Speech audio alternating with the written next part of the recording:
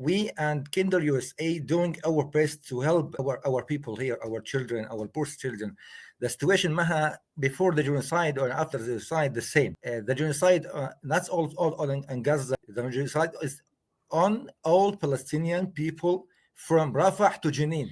Because there were people, for example, in Burj Barajni camp in Beirut, it's nearby, it's inside Dahya area that used to be bombed. Many people couldn't leave the Burj Barajni camp because or they are elderly or they have nowhere to go else. So we tried as much as we can to go inside the camp and provide with the needs to the people. I think we cannot imagine what you all are going through. In spite of all challenges and difficulties, hardship, displacement, sadness, and everything we do feel, but your support makes us more stronger. The feelings, the sympathy feeling, the loving feelings from your side make us also stronger.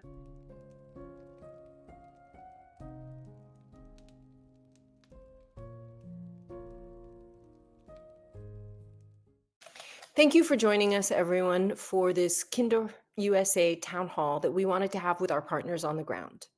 To start, I just want to give you all a little information. For 24 years, KinderUSA has faced countless challenges, but through it all, we've drawn strength and resilience from the children and families we serve. What's unfolding in Gaza and the West Bank right now, broadcast live for the world to see, is beyond devastating. The sheer cruelty, the disregard for human life and international law feels impossible to grasp. Over 20,000 children have already lost their lives, and many more are at risk due to disease, dehydration, and starvation. Entire families, whole generations have been erased. Many of you, along with members of our board, have lost loved ones in heartbreaking numbers. The scale of suffering defies words. Yet despite everything, our partners on the ground continue their life-saving work thanks to your unwavering support. Every child saved, every family helped is proof that humanity and compassion still prevail. Today, we honor these incredible efforts and give our partners on the ground a platform to share their work and their stories with you. So I am so happy to have with us from the Beit Lahia Development Organization, Ilham Hassan, she's an officer.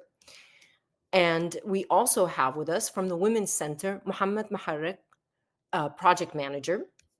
And last but not least, from Fingerprint of Change, we have Luban Tayi. She is a chairperson, and she is in Lebanon. Mohammed is in East Jerusalem, and Ilham is in Gaza.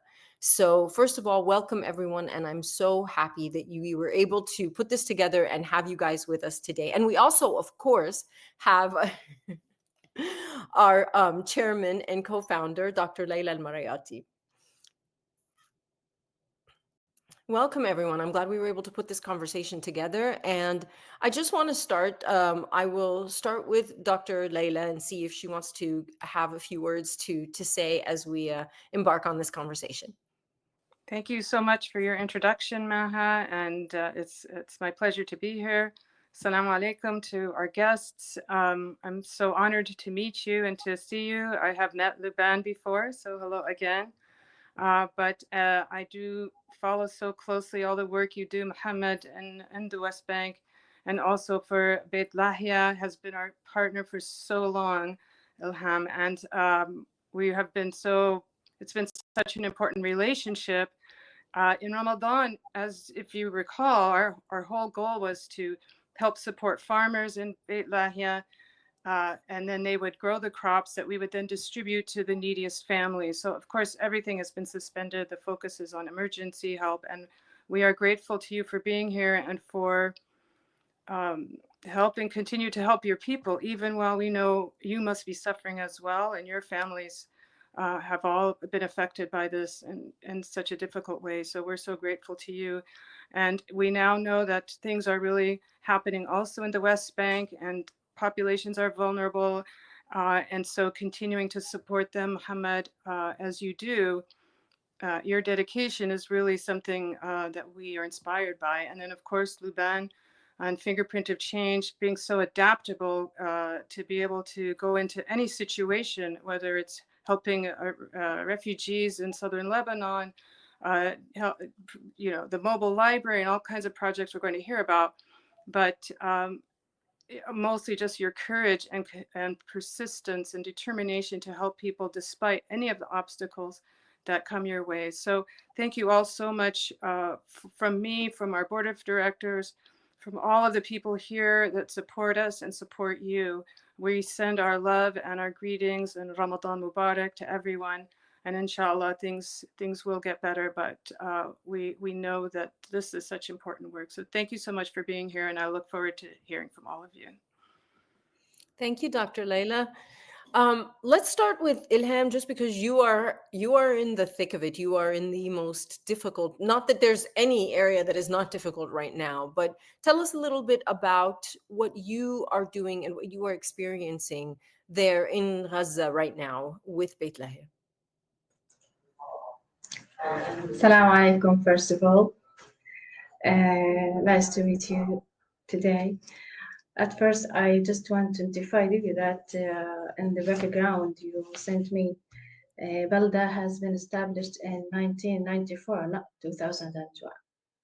Okay, as it is considered as the oldest association in the north of Gaza Strip. And it is one of 3 or 4 associations of the oldest ones in Gaza at all. Okay, it is known for it and distinguished for its programs and projects, for its stability and continuity to help vulnerable households and people in all cases in peace and wars. Now, currently the things aren't going well enough to help people as in the past, but we are trying a lot to. We're doing our best to help people. About Ramadan parcel, we're currently contracting with traders, not like the past. For example, in the past, we were contracting with small farmers, supporting them, making sure about the quality of the products they produce, and then purchase them to support the beneficiaries of kinders. Okay, but now things are completely different. For the agricultural field has been completely damaged. So the local productions is not available, is not existed basically. The closure of the border crossings are also make the process of helping households completely difficult. It affected the prices in the markets. It makes the categories and the components, the markets are even not existed. So, we have changed some of the components of the parcels than before. We're trying to, even with these countless challenges we do face, but we're doing our best. We're trying to help the larger number we can in the community. Ilham, that's really amazing that with all these challenging and incredibly difficult circumstances, you guys are still being operational. If you can tell us just a little bit, some more details about how you guys are able to even overcome 1% of these challenges and help families. Today, we contract with tenders or with companies according to the available categories in the markets. If there are carrots, the categories available now are tomatoes, cucumber, eggplants, pepper, chili, zucchini, beans, and Swiss chard. These items are different from the items were before. So we issue the tenders with some companies. We obtain price offers and then select the company we want to deal with according to the best price we get. Then we purchase these items according to the prices we got and send them or deliver them to the beneficiaries of kinders. The beneficiaries are selected according to some criteria like large number of families with women breadwinners, or if there are individuals with disabilities. Those people we are focusing on, since we are also considered as the focal points of the food security section of OCHA. So we share the same categories here. Today we issued a new tender with some companies differ from the ones before due to the lack of vegetables in the markets.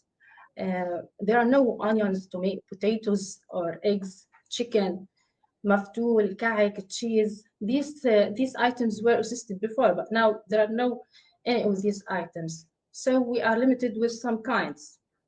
But we're trying hard to help the people.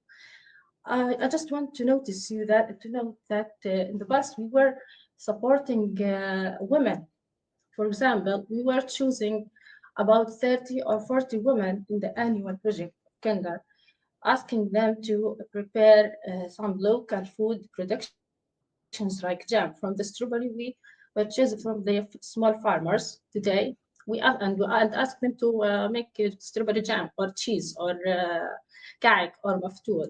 Then we purchase the products from them and deliver them to the beneficiaries. But now things are completely different.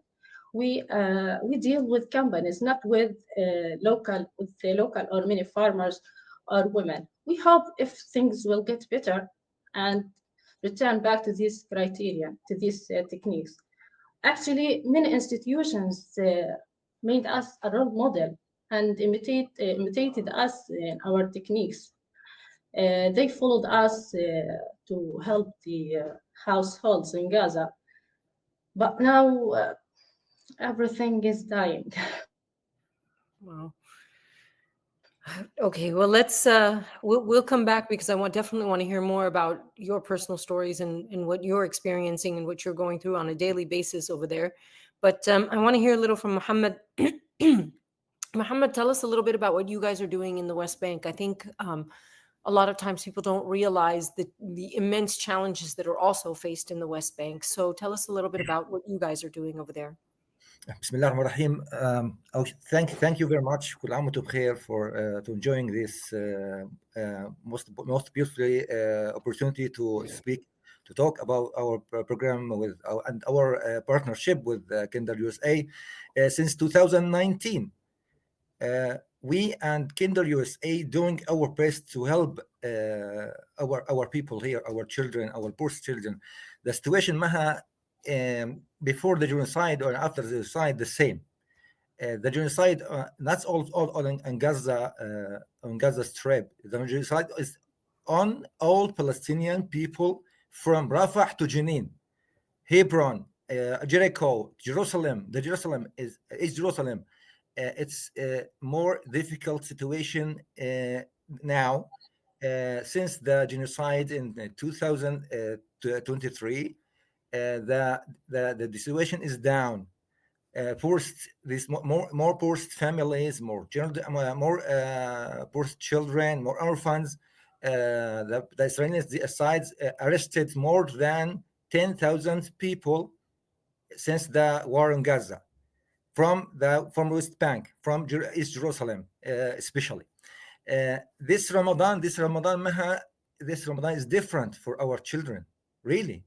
This second Ramadan since the genocide is different, especially in the areas like Al-Khan Al-Ahmar and East Jerusalem, where many families are strangling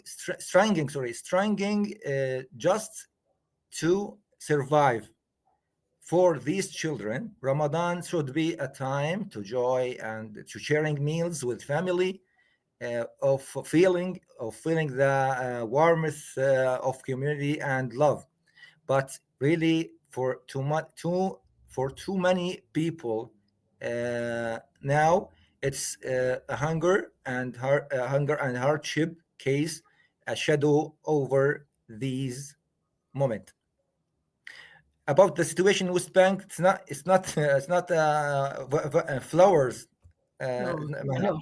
It's not flower. Really. There is more than 300,000 worker stopped more than 300,000 worker in the 80 and 48 land, between quotation, Israel occupied this land, okay, occupied land in 84.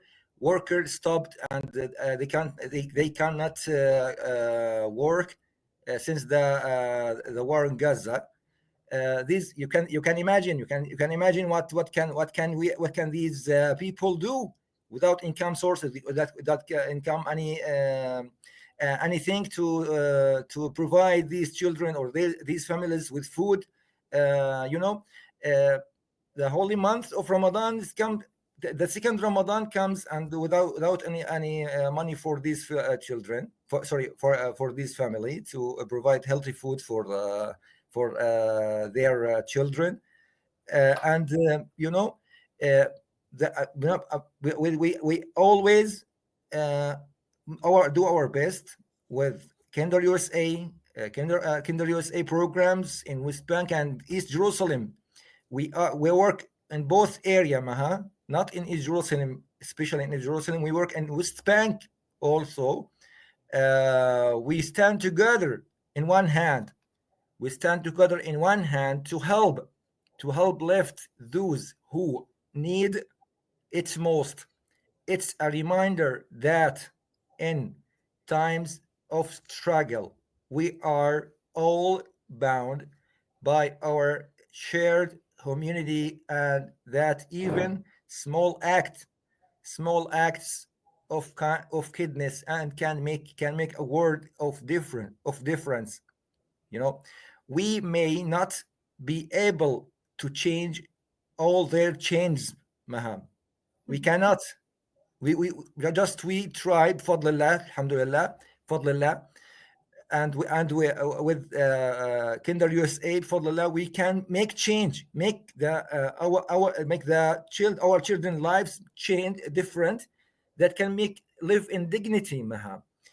Our children need a dignity and need a safety and security, but really, I'm sad to tell you that the Israeli side, the situation cannot allow our children to live in safe and security in their house, not in the land, in their house. For example, our target area. Just to talk about one of our target area, Maha, Abu Nawar, located in the nearest Ma'ali Domim. I'm sure you know Ma'ali Domim settlement.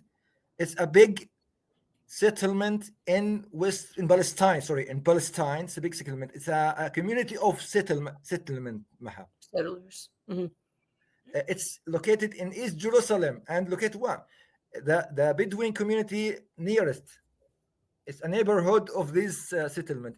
You can imagine what the soldier and the police of Israeli police can allow these people to drink healthy water or fresh water.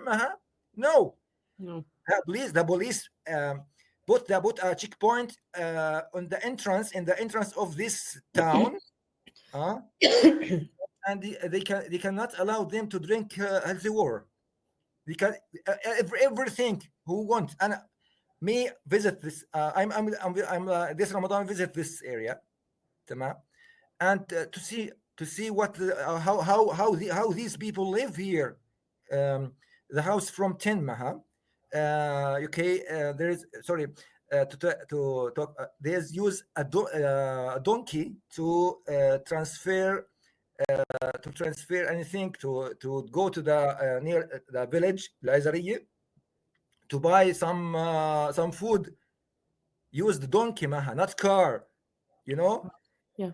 I'm really I cannot talk more and more about the situation, but when you see and when you imagine how these people live, really you can be sad for these people who can what they do for this difficult life. So Mohammed, tell us a little bit about what you guys are doing, what the Women's Center is able to do, and hopefully make even the smallest difference in some people's lives. Okay, our center established in 1997, Maham. Since that, the Women's Center in Shafat camp, located in Shafat camp of East Jerusalem. It's a Jerusalem area, Maha. Plays a critical role to empowering mothers and children in East Jerusalem areas and the Khan al-Ahmar areas, Bedouin communities especially. Since that, we're providing these women, these our target from the mothers with a space to learn, to grow, and support each other. It offers various programs and services that focus on education, vocational training, and mental health support, helping women gain skills and confidence.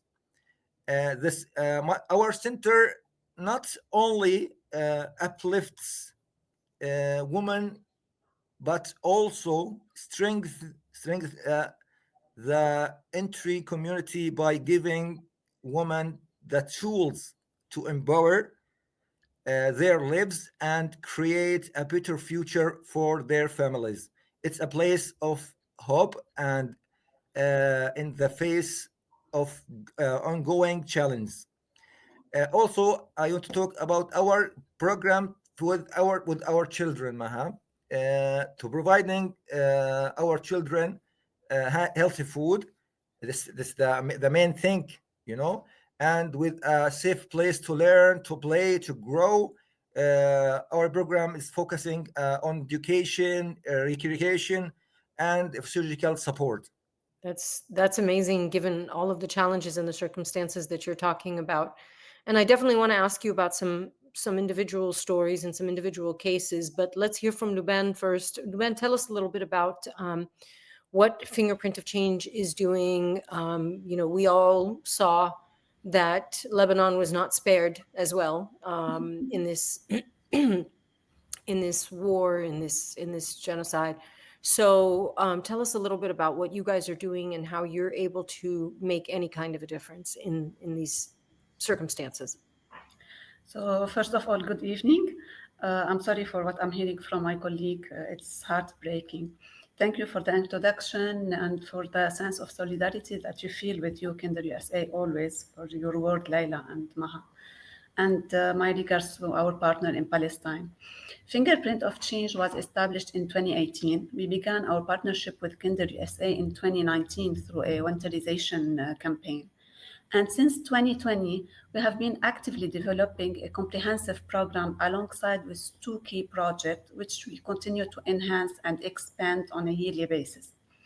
We have the first program that we are currently implementing is called Molding a Beautiful Mind. This project is a cultural project that began as mobile library and has evolved into a mobile school and now serves as an umbrella for various components that we implement in Palestinian camps and in Palestinian gathering alongside the country from the south of Lebanon to the north in Lebanon, from Beirut to the Bekaa. So under Molding Beautiful Mind, we have an educational component. We provide basically English language integrated with handicraft activity to provide children with education through practice. We have also a drama component. We provide session of theater and puppet show. We have a community and cultural event. We do cultural events. We organize significant events such as Mother's Day celebration or the commemoration of the Refugee Days. From this activity, we aim at promoting community bonding and cultural awareness. We have sports and health initiatives. We host sports days, cleaning days, health days, and we encourage activities and community involvement to take children away from the bad habit that they are living. We are keen to organize these activities and engage parents with the community, with those children in safe spaces for them to live quality time together and to recognize each other in a different way. We have also the food security program. Our food security program is divided into two components. The first component is the component that we are implementing now, Ramadan component, and we have a component that we implement in October, September, October, which is a money component. During Ramadan, we distribute iftar on breakfasting time, and we do community iftar where we gather elderly with orphan children and with other families in a space in the camps, just to have to share nice time to talk, to socialize, and all those things. And we have within the food security, the Ramadan, we have scheduled a Eid festival for orphan children. During the Eid, they celebrate together this Eid, but because they don't do it at home, and we distribute for them gifts. So this is in general what we are doing now. So, Luban, tell me, how was the work that you guys do, or was the work that you guys do, affected by the attack on Lebanon as well? Last year, we were doing the same project that we are doing now, the Molding Beautiful Mind. When the war started, we started to shift our activity from the Molding Beautiful Mind to distribution emergency activities. And thanks to KinderUSA, they were supporting this. They quickly supported this shift, and they continued asking about what are the needs on the field and what they can provide. And they were always asking about what they can provide during the war. So what we are doing is that we were distributing hot meal for families, the displaced family who were living in schools and in other area. We were providing them with hot meal. We distributed sanitizers, milk for children. We went to many areas, various areas. We tried to visit the safe spaces, and sometimes when the spaces that were not that safe, but at the time we could enter, we tried to enter and support people, because there were people, for example, in Barajni camp in Beirut. It's nearby, it's inside Dahya area that used to be bombed. Many people couldn't leave the Barajni camp because or they are elderly or they have nowhere to go else. So we tried as much as we can to go inside the camp and provide with the needs to the people. Thank you, Luban. Leila, do you are there any questions or things you want to ask or talk to the partners about? Well, first of all, thank you for everything you are doing, and I agree with you, Muhammad, that we are one people as fellow Palestinian. As mentioned, family, my father's family in Khan Yunis in the Gaza Strip. Part of the whole enterprise against us is to divide us, and so overcoming that, to stay connected. For our organization, it's really through the children, through their families, to maintain that, and with solidarity from others. I think we cannot imagine what you all are going through, and our community is overwhelmed and devastated, but what you live through is hard to imagine being able to survive. And not only survive it, but then go out of your way to help other people to survive, because right now, especially in Gaza, it's probably really just about survival. And maybe for Ilham, on a day-to-day basis, how do you find the strength to be able to do this work? So how do you find the strength on a daily basis to really deal with what you must be dealing with in your own home and family, and then still be able to go and help other people? Just to say that the challenges we do face to help the people are countless, for many reasons, but we ignore everything. We're trying hard. We're doing our just to overcome these troubles and obstacles, to help these households. In fact, you can't imagine the troubles we do face daily, including the transportation expenses, that everything is highly expensive nowadays.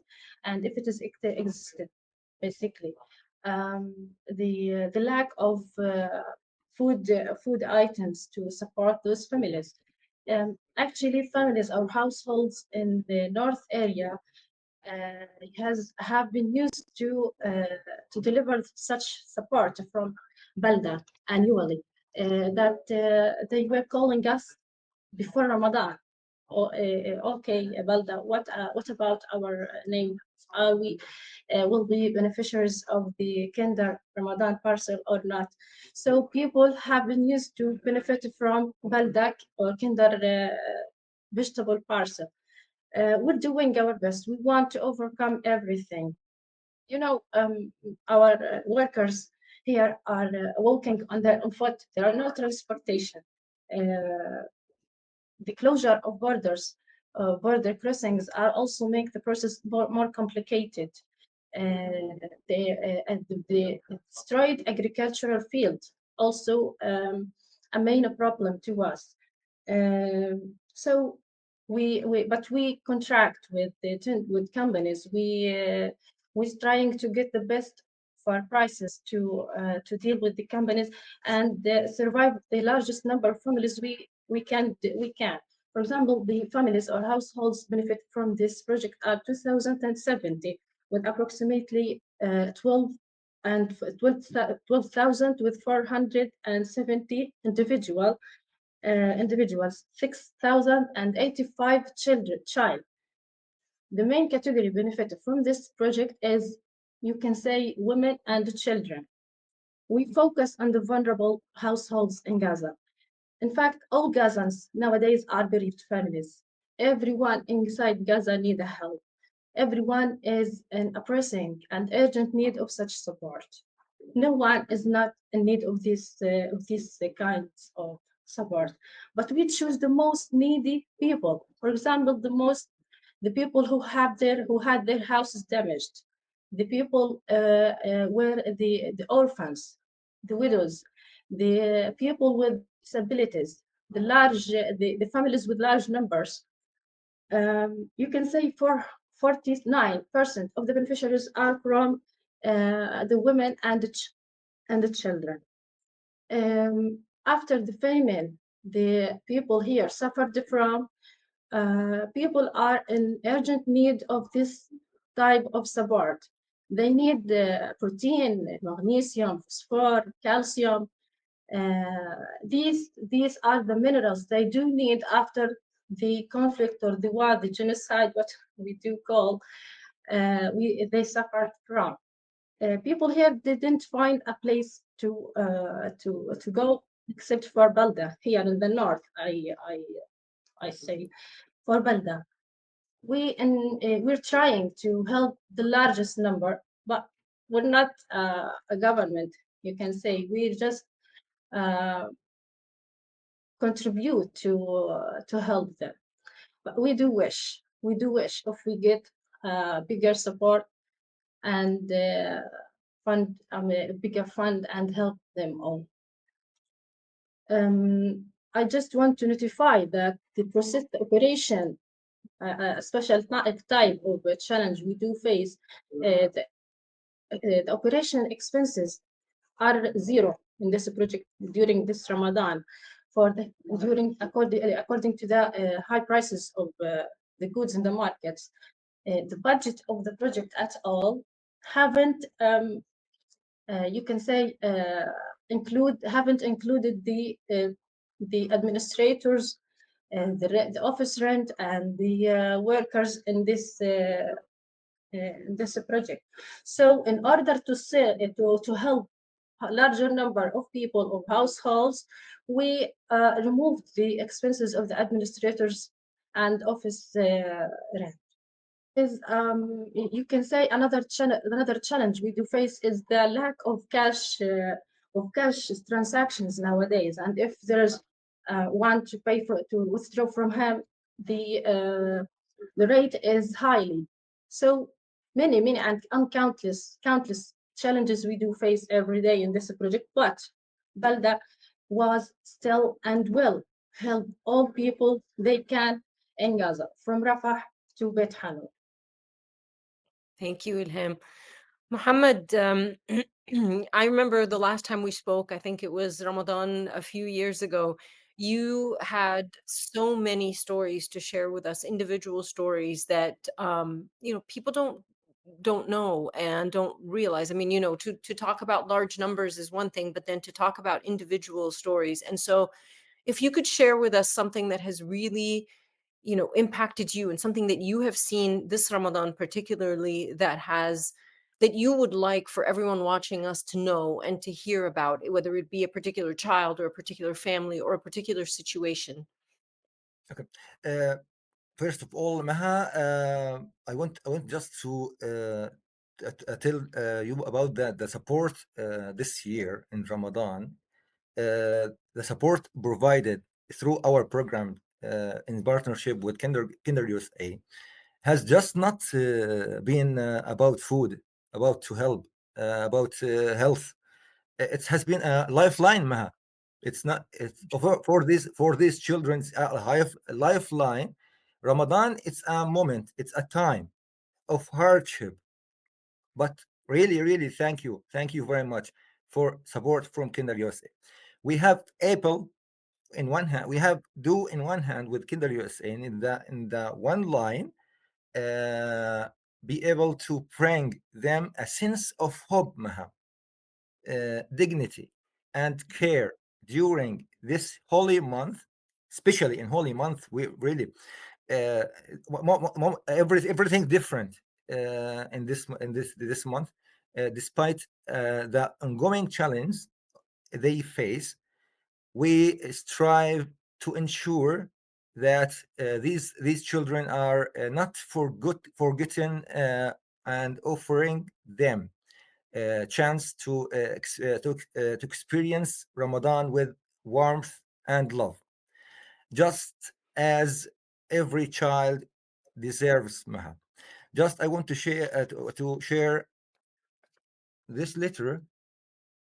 Can you see, Yes. sir? Yeah, and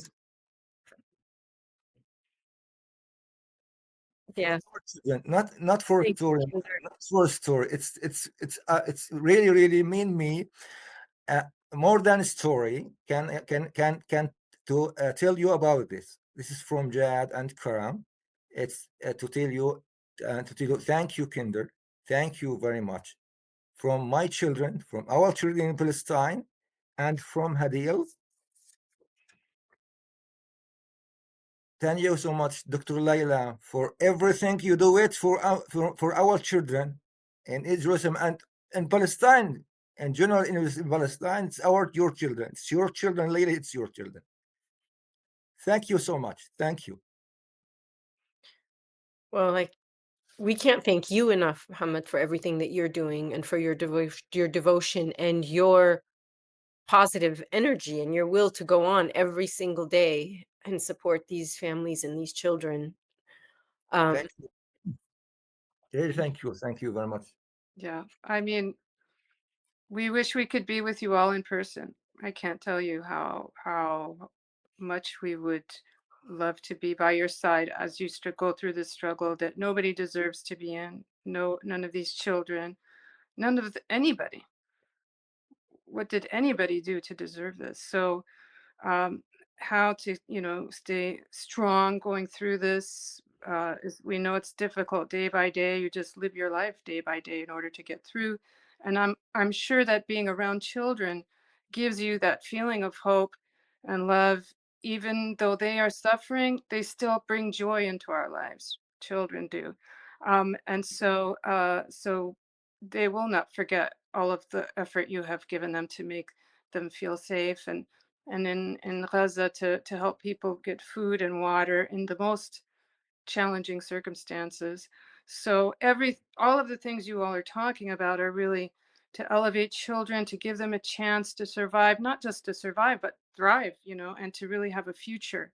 We know maybe things look very dark for many, many, many people, and nobody knows what the future will bring. And but everything that you do, every mouth that you feed, as you said, any small act is going to have an impact that we can't even imagine on a much bigger level. So I just wish we could do even more to really support you and everyone you serve, all of you.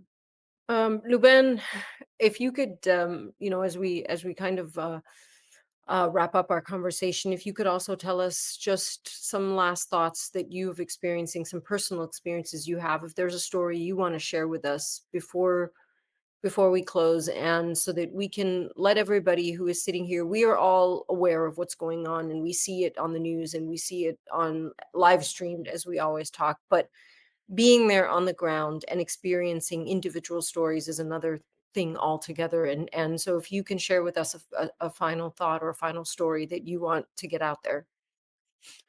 Yes. Last year we had a summer camp. We organized a summer camp in partnership with KinderUSA. And at the end of the summer camp, the bombing on the south of Lebanon started to be more hurt or aggressive. So we had to cut off the summer camp and turn on to something else. We told the children that this is our last day because things are happening. We didn't want to explain a lot because the children were not with their families, they were with us. So we wanted the full explanation to be coming from their homes. So one of the children told us, hey, listen, when I'm here, I feel safe because I am with lots of people. This children was an orphan from a Refugee camp. And when he hear bombing, he starts clapping. So he teaches everybody to start clapping so they won't hear the voice of the airplane. Sound of the bombs. Exactly. Yeah, above them. So the project are, as Muhammad said, it's not only about providing something, it's only giving safe space, making a feeling of solidarity, having lessons from the children, not only giving them lessons or just spending time with them. Thank you, Luben. And if you had a particular thought that you wanted everyone to know, everyone who's watching us, everyone who's listening to this conversation, our supporters, our donors, our partners, what would you want people to know? What would you want to say to everyone out there who's not living it day to day as you are? I will say that we are country, if it's Lebanon or Palestine, or even though the other country, Jordan, Syria, we are in a common geographic area. We have all common things more than the things that are different from a region to another. We are strong people, but the support we are receiving not only financial support, the support we are receiving from the country when we hear about Palestine in the US or in countries in Europe, blah, blah, blah, and even in Lebanon, but it's more about Palestine, make us feel very strong. So thank you for everybody who is feeling a little bit what we are feeling and who have solidarity with us. And thank you guys, you are doing a great job. And for Palestinian, I wish from Lebanon, if I were with you, we don't know what we can do to be together, be stronger, and end this war that started from ever and will never end. Thank you. Unfortunately. Thank you. Ilham, you can also tell us your last thought. You want everyone who is not living with you and not with you on a day-to-day basis, what you would want everyone to know, and what message you would want everyone to hear about the life you're experiencing right now. Okay, I just want to strongly thanks Kinder for the KinderUSA for the ongoing support to help the vulnerable households in Gaza Strip. We with you are one hand together to help those people in spite of all challenges and difficulties, hardship, displacement, sadness, and everything we do feel. But your support makes us more stronger than to help you, the feelings, the sympathy feeling, the loving feelings from your side make us also stronger, make us have the ability to overcome the crisis we do daily face. It alleviates a lot of the pressure we do feel. We hope to continue dealing with you, and we insist on continue working with your respectful organization in the USA in order to help the people here, assist them, and support their resilience here. Thank you all. Thank you, Ilham. Muhammad, Thank you, Maham. Thank you very much. Thank you, Dr. Layla. First of all, I want to thank you very much to KinderUSA and the board and everyone who support KinderUSA. KinderUSA mean, Maha, not KinderUSA just a name in Palestine. KinderUSA means lots of hope, lots of everything of my children, of our children in Palestine. I want to thank you very much to the donors who gives support to KinderUSA. Support not means support. Support your support. This message for the donors, Maha. Your support not means support. Your support means hope, means life for our children in Palestine. KinderUSA works the best things to make change for our children in Palestine. Thank you very much. Thank you for me and on behalf of our children in Palestine, especially in Jerusalem. Thank you very much. thank you, Muhammad. Dr. Layla, would you like to say anything in closing? I mean, they all said it for us that the challenges are great. You are strong. We are strong people, but we all need each other's support. Nobody can do everything, and I'm glad to know that you feel that sense of love from all of us wherever we are to help uplift you and support you in any way that we can. This is such an important part of our survival as a people, as Palestinians. So we are honored to be your partners, and thank you so much for your kind words. And inshallah, you can continue to do such important work. Ilham, Muhammad, Luban, Layla, thank you all so much. And I think for everyone watching us, thank you for watching. Thank you for listening. Thank you for caring about what is going on. And obviously, what you guys are doing on the ground is, I can't even imagine the challenges, and what you guys are doing is beyond what any of us can think of. For everyone watching, you've seen the faces, you've heard the stories, you know, you are more aware of what's going on, I hope, and more aware of what Kinder is trying to do on the ground, and even the smallest difference that is made in these children's lives. So please continue your support. Please continue this Ramadan to think of these people, the work they are doing, the children they are helping, and the families. And thank you so much for joining us.